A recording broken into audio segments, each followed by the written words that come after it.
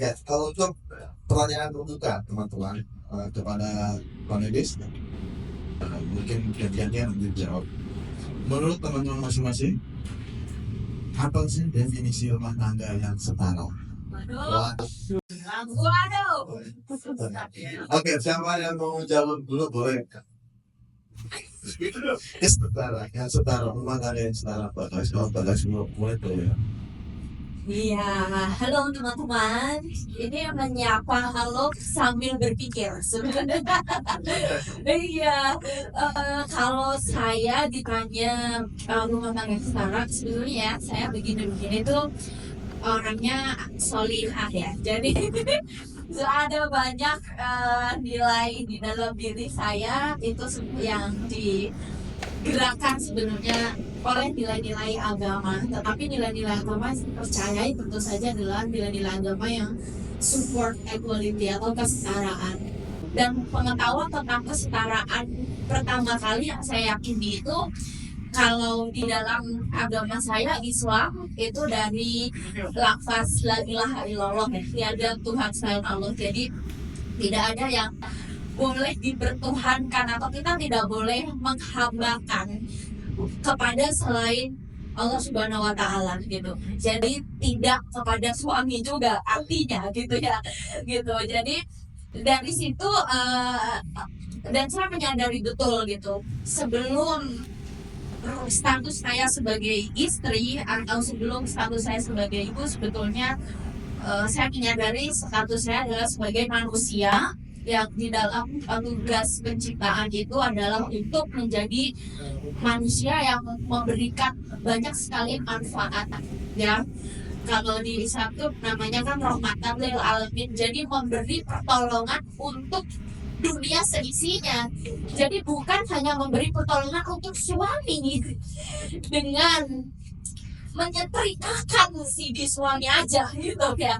Jadi we are more than that gitu ketika bicara status kita sebagai manusia. Nah itulah yang saya imani betul gitu ya. Saya sampaikan bahwa seharusnya ketika kita memasuki institusi pernikahan itu tidak mengerdilkan atau membuat kita menjadi kurcaci di dalam rumah atau institusi rumah tangga itu gitu.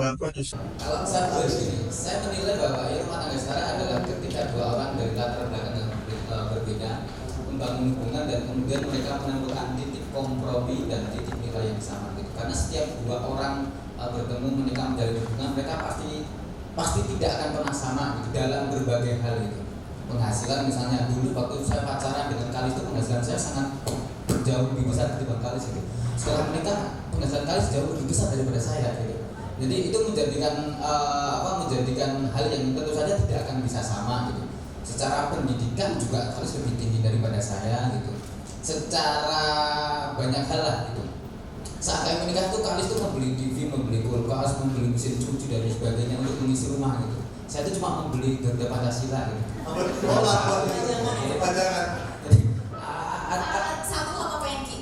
Sapu sama itu sapu Garuda Pancasila ya. Walaupun saya merasa tidak minder karena Garuda Pancasila dan nasionalisme kan. Tidak ada dan sapu kepercayaan dari iman. Ya. Jadi saya merasa ada banyak perbedaan dari kita ketika kita memutuskan untuk membangun rumah tangga, tapi kita menemukan satu titik nilai yang sama, satu titik kompromi yang sama gitu. Apa saja nilainya, apa saja komprominya, misalnya gini, kita mungkin boleh berada dalam kondisi ekonomi yang berbeda, kondisi keluarga yang berbeda, kultur yang berbeda, tapi soal KDRT kita sama. Itu sangat-sangat terlarang. Kita mungkin berasal dari pergaulan yang sangat berbeda. Saya dari Magelang yang sangat-sangat agraris gitu. Kalis mungkin memang dari Blora, tapi dia kenal soal kenal teman-teman di Jakarta yang jauh lebih bebas gitu. Kita berasal dari background yang sangat-sangat berbeda, tapi soal selingkuh kita satu, tidak boleh.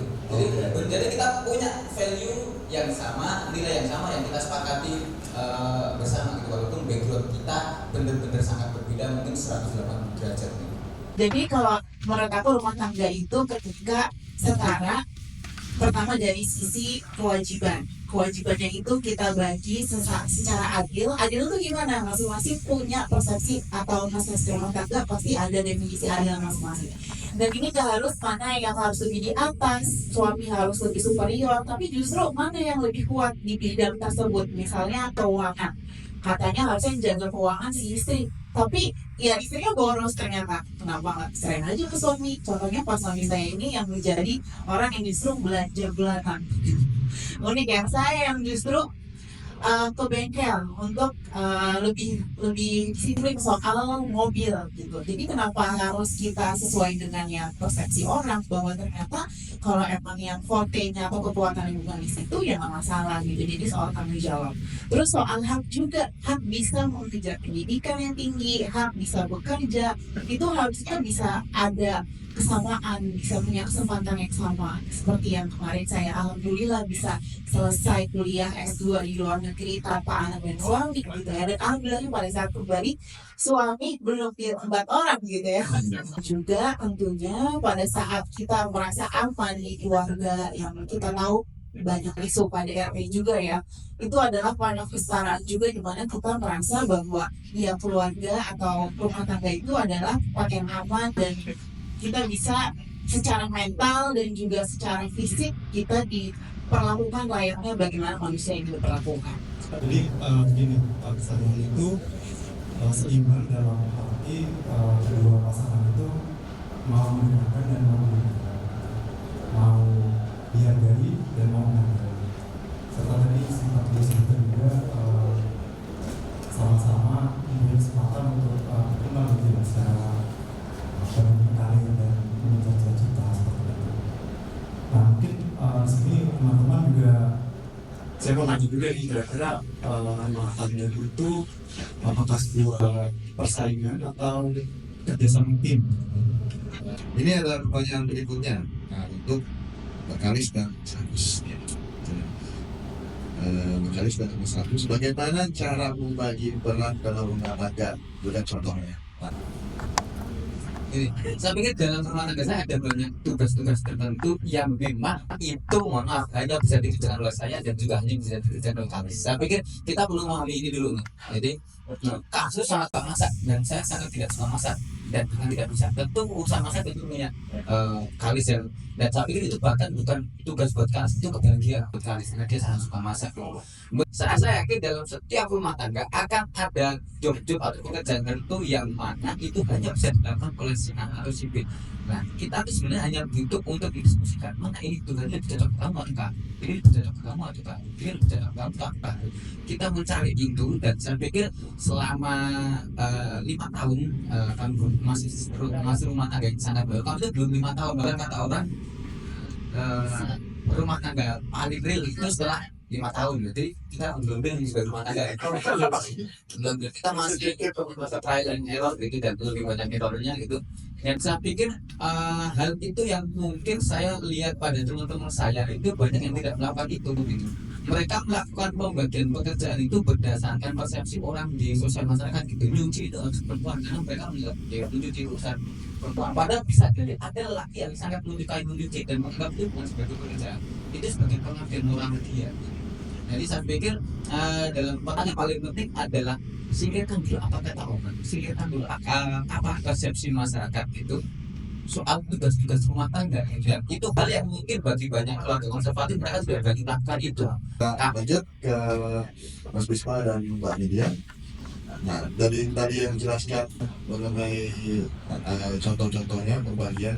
Nah, kira-kira tantangan apa sih yang kalian alami saat membangun rumah tangga yang dari Tantangannya kalau dari aku sih, karena kita ini kan datang dari latar belakang yang berbeda ya. Maksudnya pasti masing-masing itu dibesarkan sama orang tuanya dengan cara yang berbeda, dengan latar belakang pendidikan, latar belakang kebudayaan beda-beda. Jadi ketika ketemu dalam satu rumah tangga yang kita bangun-bangun di kemudian terus kayak harus menghadapi segala hal-hal yang baru kelihatan pada saat menikah gitu ya. Jadi tantangannya ketika ternyata sang pasangan ini mengeluarkan warna aslinya karena kami semua, kami berdua ini maksudnya punya bagasi sendiri ya. Kita harus menyadari ketika kita menikah itu kita juga punya bagasi apa sih?